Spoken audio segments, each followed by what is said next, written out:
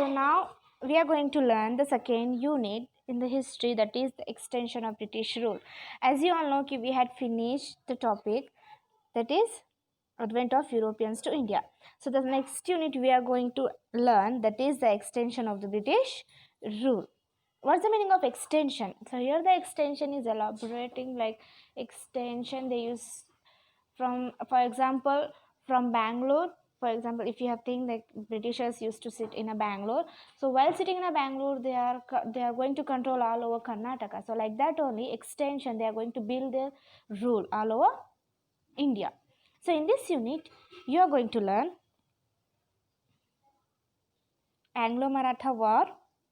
Okay, the first unit is Anglo-Maratha War. The next is the consolidation of the British power. Third, no succession rights for the adopted children. Fourth, subsidiary alliance. Last but not least, Anglo-Sikh wars. So in this extension of the British rule, you are going to learn the 5 sub-units.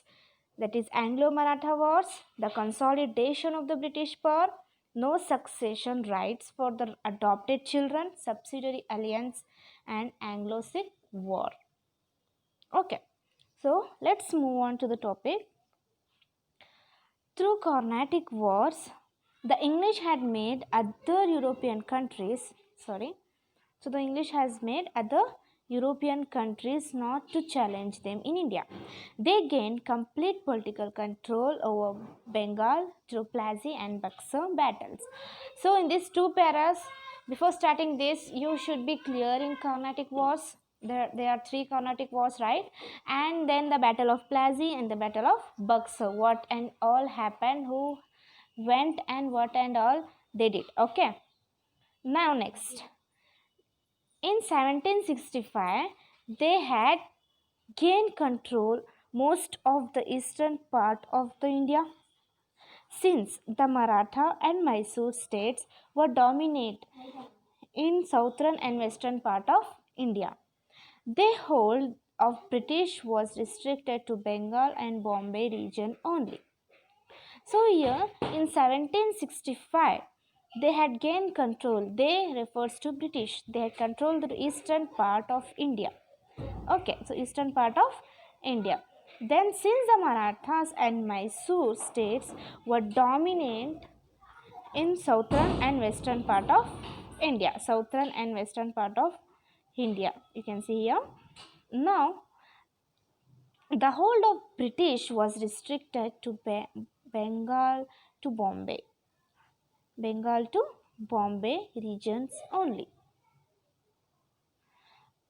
So, Hyder Ali and Tipu Sultan of Mysore, along with Peshwas of Marathas, were the only impediment in the path of expansion of Britishers. So here you can see Hyder Ali and Tipu Sultan of Mysore. They are very superior, so we can't able to control. And then next, along with Peshwas of Marathas, were the only impediments in the path of expansion of the British. Expansion of the British. So Marathas were only the impediments in the path of expansion of the British. So here the two main rulers came in front of the Britishers, that is Tipu Sultan and Marathas. They doesn't want Britishers to rule. They doesn't want Britishers to control them. Who? These two powerful rulers. Then the others, when the famous Mysore ruler Tipu and the Maratha ruler, they doesn't want anyone to come and control the India. Then other side were Sikhs. The northwestern region. Ranjit Singh, who emerged in the later part of the 19th century, was a formidable opponent to the British. So here the Ranjit Singh, he was in the 19th century, he was an opponent for the British. He was successful in organizing the Sikhs. Who? Ranjit Singh. In one hand, Tipu and Maratha ruler, in another hand, the Sikhs in the northwestern region. So the Ranjit Singh, who emerged in a large part of the 19th century, was a formidable. So they are very strict towards Britishers. They doesn't want Britishers to rule India. Who? Ranjit Singh, a Sikh ruler. Next, in expansion or extension of India, the British also waged repeated wars from the mid of 18th century to mid of 19th century to extend their empire in India. So what they did? And then after, apart from this, they also annexed various kingdoms with cunning policies like subsidiary alliance. So this is an important subsidiary alliance and doctrine of lapse. So the British also waged repeatedly. So they started to tax heavily. They started to put tax heavily, and they started wars from mid 18th century to the mid 19th century because they want to extend their empire all over India. Apart from this, they also annexed various kingdoms with cunning policies. When they are putting the huge taxes and they are troubling to our Indian people, and then they did another, they played in another way, that they started subsidiary alliance and doctrine of lapse. Okay, we are going to learn about subsidiary alliance and doctrine of lapse later on. So before, let's have a discuss here. During this period, the British waged following wars. So here we learn, right, the wars also waged repeatedly and wars from mid 18th to 19th century. So that is what we are going to learn here. So during this period, the British waged the following wars: 3 Anglo-Maratha wars, 3 Anglo-Maratha war and 4 Anglo-Mysore wars, then 2 Anglo-Sikh wars. So here, first we learn about there are 3 subdivision: 3 Anglo-Maratha wars, then 4th Anglo-Mysore wars, and then 2 Anglo-Sikh wars. Okay. So in this topic you are going to learn and you are going to understand briefly. I'm going to explain with you interesting way so that you can able to fix in your mind as well. Okay.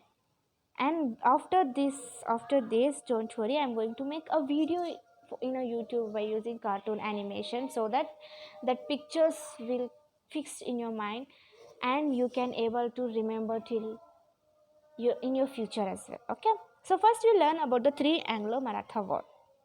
Okay, so here we are going to learn a 3 Anglo-Maratha war first. So let's jump to the 3 Anglo-Maratha wars. In Anglo-Maratha wars, it was started in 1775 and 1785. 1782. Reason for the Maratha war. What's the reason to for Britishers? The Maratha installed Shah Alam II back on the throne of Mughal empires in Delhi. Shah Alam II was under the care of British after the defeat of Buxar War. If you are aware with the Buxar Battle of Plassey and Battle of Buxar, you can able to know who is this Shah Alam II. And then next, now the emperor gave Kora and Allahabad to Marathas, which he had earlier given them to the British. This resulted in the enmity between Marathas and the Britishers. So this is the main reason why the Britishers fought with Marathas. So the Marathas, what they did, they gave.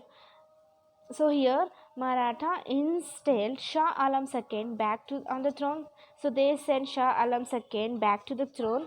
Okay, and then next they gave a like they have installed.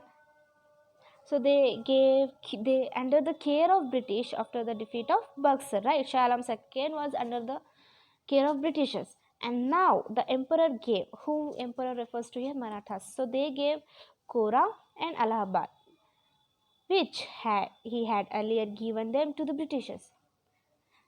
This resulted enmity between Marathas and the British. I hope this is clear to you how the Maratha was started.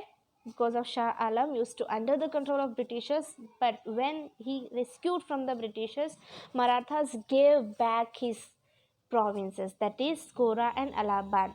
This make this made them with very angry, so that this is the main reason to fought a first Anglo-Maratha war. Okay. Hmm. During this period, the death of Maratha strong man, who's that Mahadev Rao Peshwa, was a major setback to Maratha.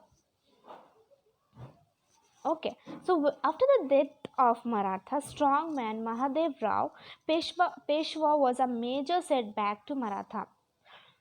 Though his brother Narayan Rao came to power, he was murdered by his uncle Raghuba. Is that Raghunath Rao? So when a Narayan Rao, he came and he wanna do something to the India, but his brother only killed him. Okay. This resulted in the fighting for the Peshwa post.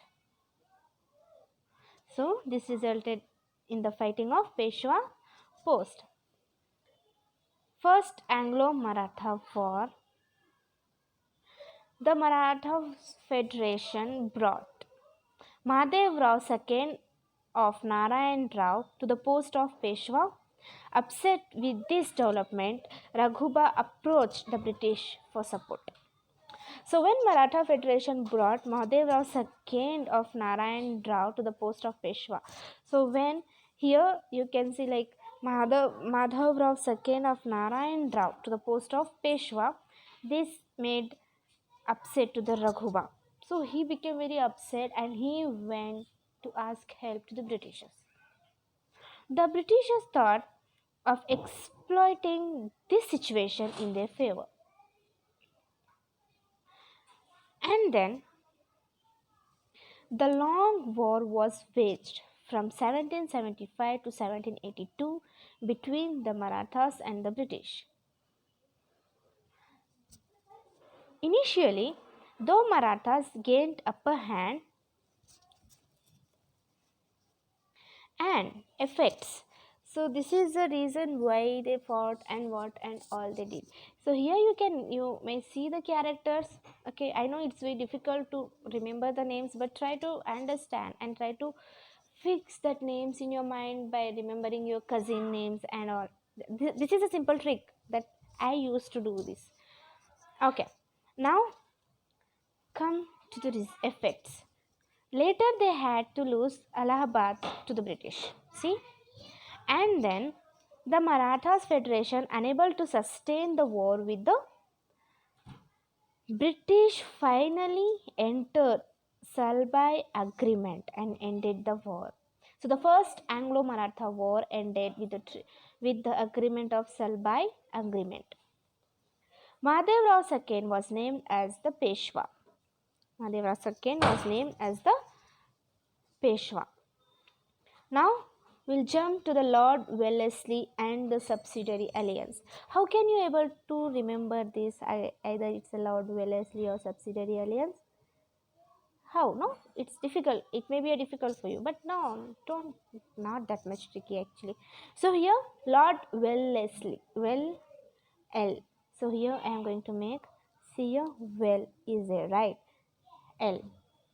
So who had introduced the subsidiary alliance? You can say Lord Wellesley. Wellesley. So it's easy. Okay. Okay. Now let's come back to the video. Okay. So now when this Lord Wellesley, the expansion of the British rule empire by the Lord Wellesley. So here one of the major ruler who came and who wanna do something to his British rule, that is none other than Lord Wellesley. The expansion of the British Empire took place in a large pace after the arrival of Lord Wellesley as the Governor General of India. Okay, so before that they used to be in a small provinces. But when intelligent and the brave man came, who's that? None other than Lord Wellesley. He came and he started showing his face. By this time, the powerful states of Marathas and Mysore had become weak, and the expansion was easier. Why they had become weak? Because the famous ruler of the Marathas and Mysore was no more. Right, Tipu Sultan got killed, and as well as in the Maratha ruler also did the same thing, right? Then Lord Wellesley followed three policies to expand the British rule in India. So here Lord Wellesley, he had followed the three policies which are there: subsidiary alliance, then waging war against new states, next administration of the states directly, that so directly that no one can able to ask a question to them. So now let's discuss the first policy, that is subsidiary alliance.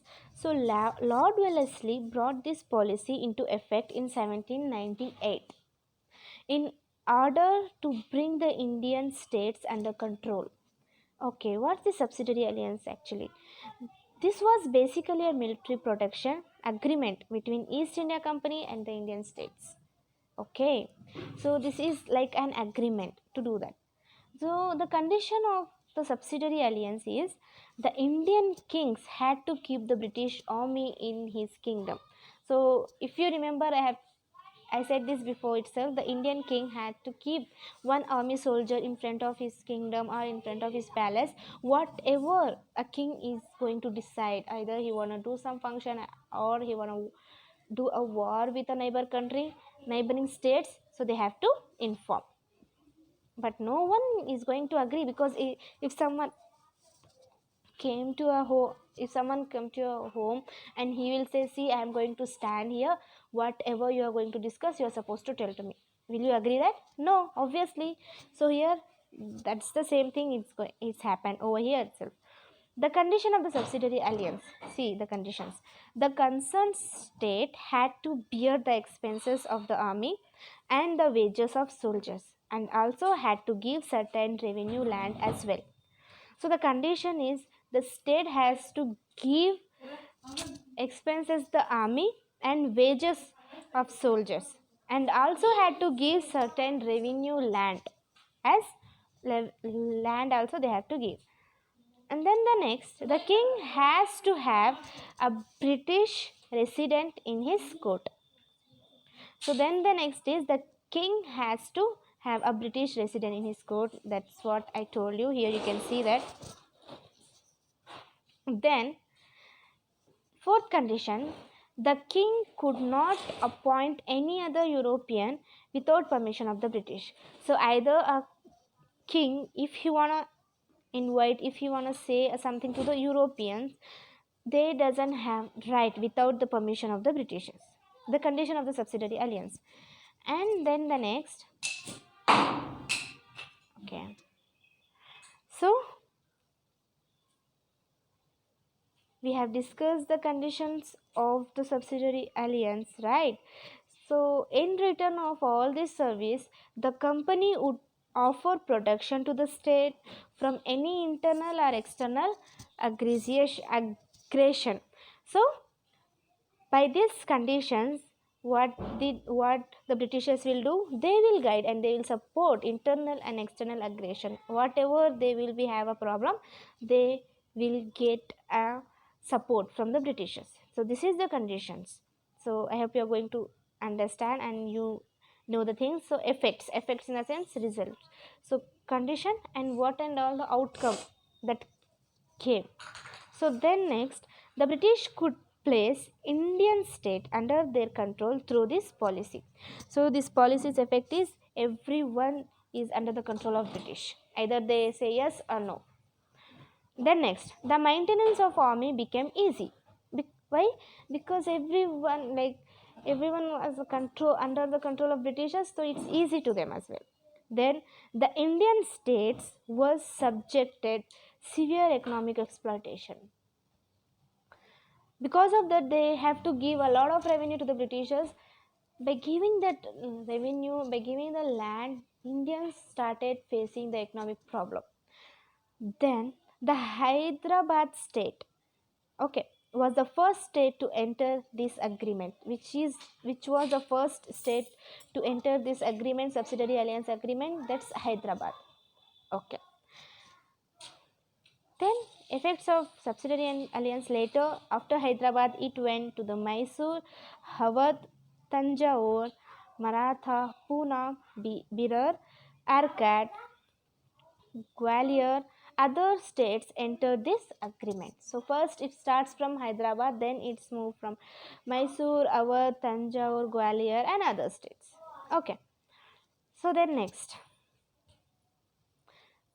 So this is the first Anglo-Maratha war we discussed, and then we discussed about the subsidiary alliance, its cause, its condition, and its effects. Right. So what and all a conditions that the British Lord Wellesley had kept in front of the Indians, and then what and all the effects had faced India. They started to losing their economy, right? They started to lose their freedom. They can't able to say hi to the unknown person. Before that, they are supposed to ask a permission. Okay, so that's the first Anglo-Maratha War. So when then subsidiary alliance started, right? So then second Anglo-Maratha War started in 1808 to 1805. So the second Anglo-Maratha War, the reason why they had fought this, the differences among the Maratha chieftains was the reason of this war. An enmity broke out between Yashwantrao of Holkar, Daulatrao of Sindhia, Peshwa Bajirao II. In 1802, the army of Holkar defeated the army of Sindhia and the Peshwa. The Peshwa appealed for help from the British. Lord Wellesley finally got an opportunity to meddle with this affair of Maratha. The Peshwa entered the subsidiary alliance system by accepting the Treaty of Basin. Other Maratha families like Holkar, Lord Wellesley defeated armies of various Marathas families from 1803 to 1805. So then the second Anglo-Maratha War, effects of the war is increase the financial burden on the company. Then Lord Wellesley resigned from his post and returned to England. Okay, so here increase the financial burden on the company and Lord Wellesley resigned. This result the peace in the region. And then okay, so let's do a recap for the two Anglo-Maratha War, because okay, first I'll just finish the three Anglo-Maratha War, then it will be easy for you as well. Okay.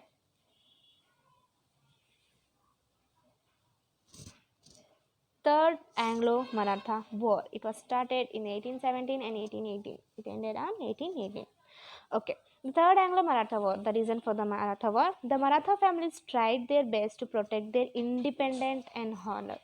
As you all know, the Marathas are very strict towards them. So they are like izzat. So is like reputation. So they are going to care for the reputation. Everyone used to care, but they have that ability to control whatever it comes, but we are not going to lose our identity like that. The Marathas, even the Peshwa attempt to free himself from the clutches of the company, clutches hands of the company. Why? Because Peshwas asked help to the Britishers during the second Anglo-Maratha War, right? And then the Lord Wellesley, he helped, but he gave a lot of revenue, a lot of taxes to them. So that's the thing, he resigned from his job, and then Peshwa also tried to attempt to free himself from the clutches of the Britishers. Okay. Then the Peshwa attacked the British residency in Pune and burned it down. So when the Peshwa tried hard to be free from the Britishers, but he can't do anything because on that time our Indian economy was going down. No one can able to help. So this make him very angry. So for that reason, he burned the British residency. Who? Peshwa.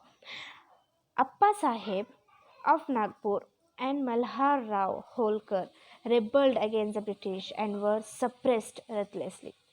So by seeing their cruelty, whose cruelty? Britishers' cruelty.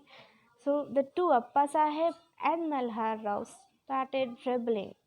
So they start rebelling. Finally, Peshwa Bajirao II fought against the British at Koregaon and Hashti. So Peshwa finally, no, I can't able to control, I can't able to be here, so I have to do something. Then later he surrendered to the Britishers. Okay. Then effects of this third Anglo-Maratha war. The British abolished the Peshwa post. Obviously, because they went to do rebel to those who are superior, who used to control all over India. But also they tried, but he failed. Who? Peshwa. So this made him a huge loss. Granted a pension to Bajirao II. It's so sad, right? Our Indian rulers used to fight. Our Indian rulers used to ask permission only to stay in a homeland. It's very bad. They installed Pratap, Pratapa Simha, the descendant of Shivaji, as the ruler of Satara, a minuscule state, and named him as the traditional leader of Maratha and suppressed the Marathas. Then the consolidation of the British power. So then here the consolidation of the British power, the British compelled their agenda of ruling the entire India from 1818 to 1857. They occupied major states like Sindh, Awadh, and many others. So then, okay, so now here starts the Anglo-Sikh Wars. The Anglo-Sikh Wars, reason for the Anglo-Sikh Wars is a political anarchy broke out in Punjab after the death of King Ranjit Singh in 1839. The British attempt to invade Punjab, violating the Continuous Friendship Pact. They had. So, the reason is a Punjab famous leader, Ranjit Singh, he got. After his death, everything started shaking. And then, in December 1845, a war broke out between the British and Punjab. Sensing the danger from an outside from Hindus, Sikhs and Muslims got together to defeat the British.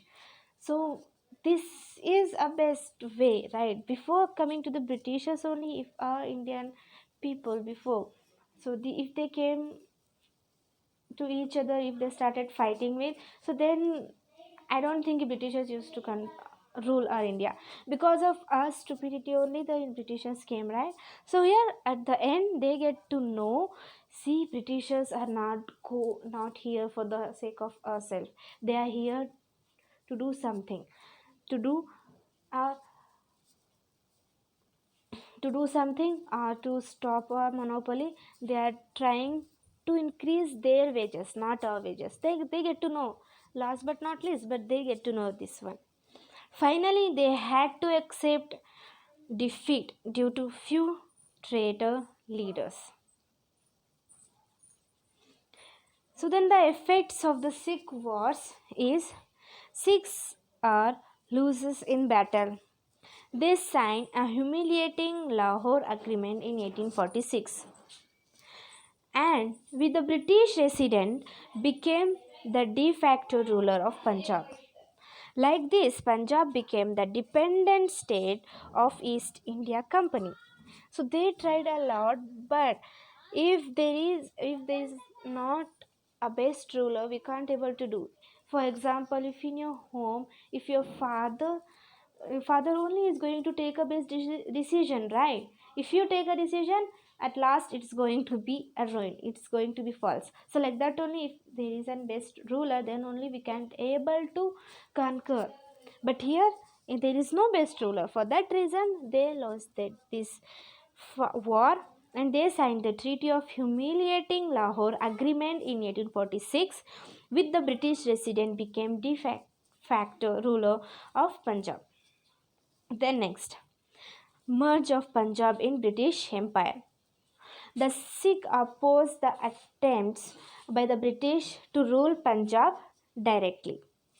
The opposition were led by the one Chatar Singh Atriwala in Lahore and Mulraj in Multan. Again, the people of Punjab were defeated.